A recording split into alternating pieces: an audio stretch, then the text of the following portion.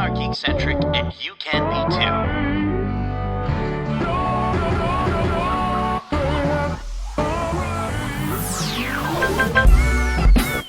Love ya.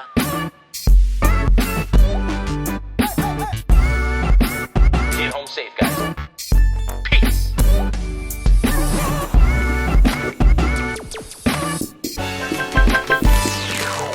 Welcome to the Geekcentric podcast, and welcome to our special Behind the Geeks episode for Lilo and Stitch. My name is Nate, and if you're joining us for the first time, well, we are Geekcentric, a podcast celebrating the world of movies, TV shows, games, and all things Geekcentric, and all things Lilo and Stitch. Today, I am excited to share that we got to say aloha to some pretty special and, dare I say, legendary folks from Lilo and Stitch. Justin and I had the immense pleasure of sitting down with Tia Carrere and Courtney B. Vance from the beautiful live-action version of Lilo and Stitch, which, if you haven't heard our review for it yet, that is out now. You can listen to that. We all loved it. We all cried. So many tears of sadness, so many tears of joy. And we were so happy to speak with these two incredible individuals about their experiences, both joining and returning to Lilo and Stitch. Because, Courtney B. Vance joins this version of the story as Agent Cobra Bubbles, and he shares with us how much of a softie he is and how he connected with his character during a pivotal moment in the movie.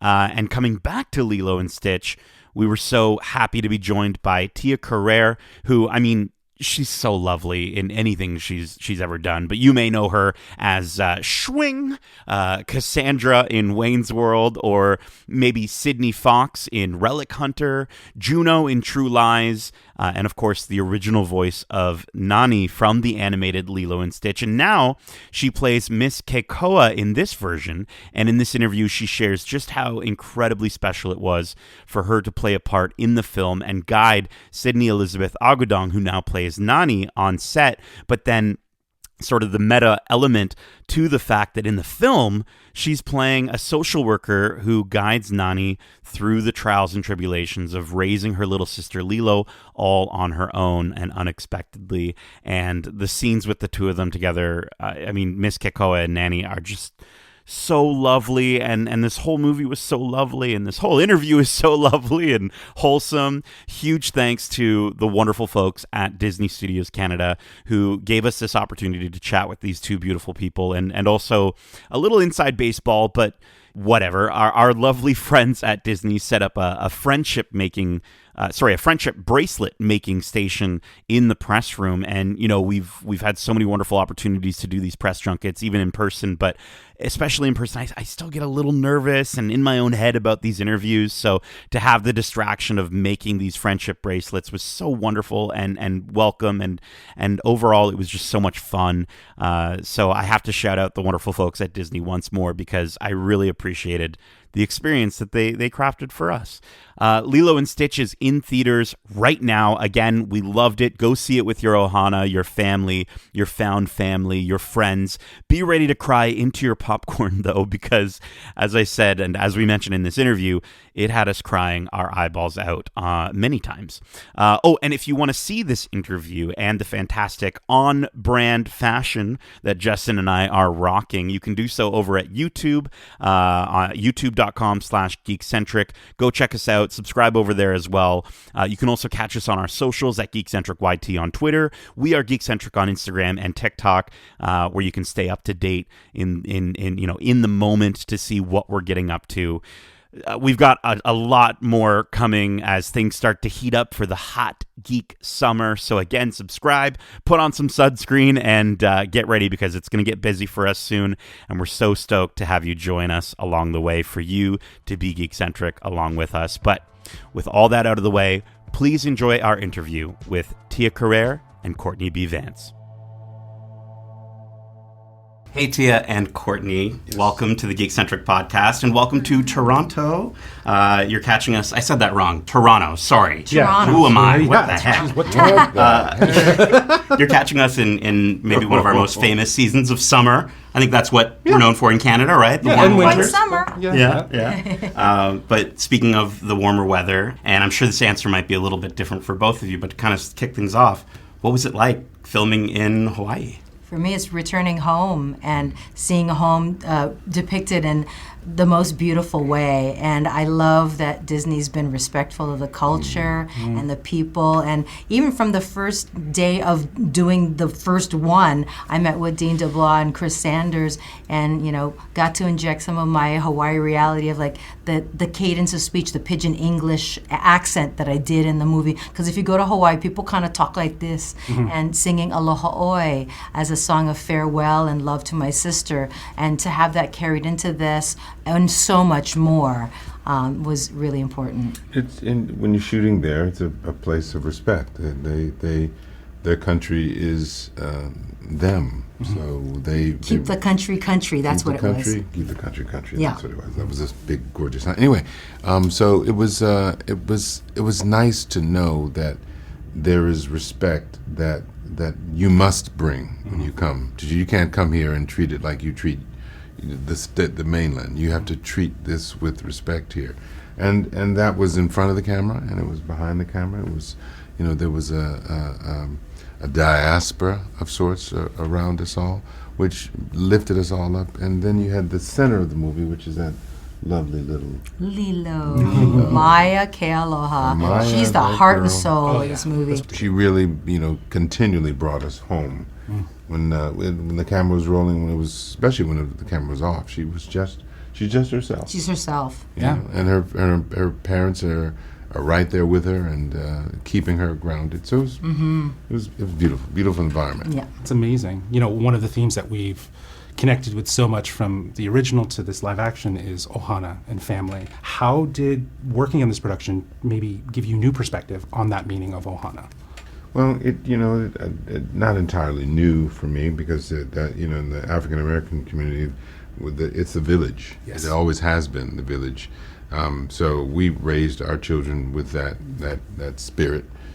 So it was for me. It was coming home. I mean, and But you love seeing people on set, and I love that you brought it up, that there are people that are related, that are all these locals that were working on the movie behind the camera was nice to see, too. For me, it's like bringing work back home, I think right now is the first time in 20 years that there's no shows in Hawaii, so Right. I'm working to bring another show back there. Nice. Awesome. Because I want to be able to live and work there, Work at too, home. selfishly. That's awesome. Tia, I loved a quote from ICANN last year that you were in attendance for, which is, "Blessed is the person who plants the tree knowing they'll never get to enjoy the shade." But here you are, you planted the tree, and you're also enjoying the shade. You're guiding the You next call me generation. shady. I never throw shade. Never throw shade, You're doing it this time. but enjoying the shade that is the tree that you created Yes. with the character of Nani, and now getting to guide Sydney through as the next generation of this character. What was that like? I'm just over the moon because when I heard about this movie, I thought, oh, please, I have to be part of it somehow. But I wanted to play Tutu because I like playing the crazy older broad, But they're like, no, that's for Amy Hill. And so when Mrs. Kekoa role came up, I was like, that's great because it's where I am in my life to be that sort of mentoring role and sort of reminding the younger women that it's going to be okay. Just trust in yourself. You have all the gifts that you need within you to carry you through this. And with Sydney, she's just tremendous. She's a great actress. She's an athlete. She's strong and brave and daring. And I just had to remind her of that and to trust in that and to see her be a star on the big screen. It's just wonderful. Yeah. There's just such a meta quality to that too, as well, right? Being it's that support crazy. for Just her. the timing. The Exactly. timing of it for me in my life, it's just perfectly dovetailed. I love it. Now, Courtney, Cobra Bubbles, in the original and even in this adaptation, there's a stoicness to him, right? And really, deep down, he's a big softie. How did you personally relate to the character? Is there anything that you can Are kind of you a relate big to? softie? I am. Oh, Yeah, I can see that. So, I've played characters in television and film who are that kind of stoic, but that's the beauty of Ohana and the beauty of Maya and Lilo. Just that once you see that, you have to soften. You only can carry that on for so long, and then it becomes, what's your problem? Yeah. and that I'm pleased that I was given that arc. That we're not going to spoil anything here, but I'm just You let pleased. the Aloha spirit affect Cobra Bubbles. Yeah. That's it. That's all. Yeah. Scene. Yes. It's fun. Yeah, it's great. It's fun as an actor to travel. You know, Not to be the and, same. you know, we both were trying to help her. You know, I mean, Yes. you know, you started to rub off on me, just okay, you know, and then because you got on board, and then it's like, okay, what are you going to do, Mr. Bubbles? Right. Mr. Bubbles. Well, speaking of the Aloha spirit affecting you, I think my favorite thing about the original film and with this one is the music in these movies is so good. And for both of you, both of you have backgrounds in music. What role do you think music plays in expressing culture, especially in a story like this where it connects generations? Well, it's very important to the filmmakers to maintain that authenticity. And the writer for the film, Chris Bright, his mom Yes. is the choir director of Kamehameha Schools. So to have that, in the original film, and I think he was privy to that back then, even though he was little. Now, to have his mom still be involved with it, it's amazing, the multi-generational connection to this. Like me, Chris Bright, his mom. And the fact that it's infused in the film, and that I think that's what we They end up prioritized Yes. that cultural feeling. And what about authenticity. Dean's mom? And then Dean's mom, I play a social worker, and Dean Fletcher Camp, the film director, his mom is a social worker. Oh, that's amazing. So thank you for reminding me. So he was like about how I looked, what kind of clothing I wore, and the character was very important to him for that reason, and I love that. That's amazing. Well, kind of jumping off on the whole idea of music, one thing that we really loved is that in the original film, you actually gave the idea to sing Aloha Oe Yes. in a moment that to this day still makes us cry. And even in the adaptation, it made me bawl. Like, it was crazy. I just think of my own family and my daughter and everything. So It's a I just- beautiful song. It's a beautiful song. What is it like now to see that again, like just take new shape and new form 23 years later in this live action adaptation? Well, there was a moment on set where Sydney and I were she started playing the song and practicing her ukulele, and I started singing, and she started harmonizing with me. And it was just off the cuff, and they filmed it for EPK, and it's just beautiful to see that passing of the torch of the role. But our voices blend as our energies blend in these characters now. It's just like gave me chills, just to. Sometimes when it's magic, and this is a magic project. For sure. Nice. Well, I mean, the magic must have been all over the place on set, again, in this beautiful location of Hawaii. For both of you, do you have a very specific moment or day or just a moment on set that really stood out to you during the production?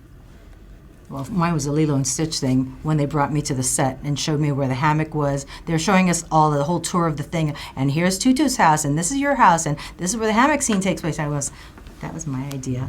And then Dean was like, wait, what? Oh, yeah, I remember reading about that 20 years ago. And I just love that, that I get to feel it. like I contributed something super important to the film. It's pivotal. It's very pivotal, Yeah. right? It's the heart of the film. Yeah. Courtney, how about for yourself?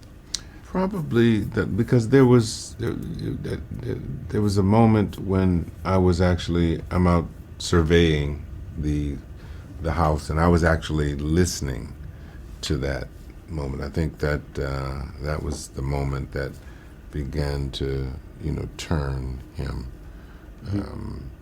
So that moment as well for me, listening to them sing that song as I'm supposed to be, being very Stern. Yeah. That's where the softy comes out. in the dark, listening to in the car, just oh god, what am I gonna do?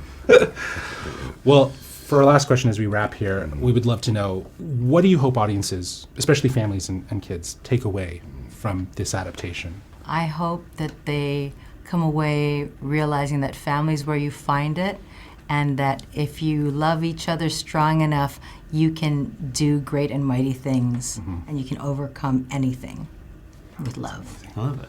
It's just let it change. Yeah. You know, it's life is short. You know, it's the transitions are difficult for us all. It's just transitions in life are challenging, and a lot of times it's so hard because we don't know. We don't want to let go because we don't know. We don't know what our children are going to go to, and the world is crazy. But you've done the work. Let them go. They will come back, and in general, let it go. That's the hard part. Is for us all to recognize that they will be okay. You were okay when your parents let you get into that world and begin to navigate. You've put in the foundation. And trust in that. That's beautiful. Well, thank you so much for taking the time again to join us on the Geekcentric podcast. It really means a lot. We do have a little token of appreciation. Here it A little comes. gift. Oh, We want you to be part of our Ohana. Official, We're making official There you are. Geeks. some friendship bracelets in the other room. Yes. Cobra Bubbles. You're making them? Yeah, we we're made making those for them. you. Yeah. Really? That's so cute. Look at this. At the junket, they're making lays, like you make flower lays. Yeah. Oh, look at that. Those are for you. Here we go. Thank you. Thank you guys so I much. love It was it. really lovely meeting you. And again, we absolutely love this film, and Courtney everything Bubbles. was brought to it. It was fantastic. Oh, I'm so happy. Amazing. Oh, Thank you. you guys. Aloha.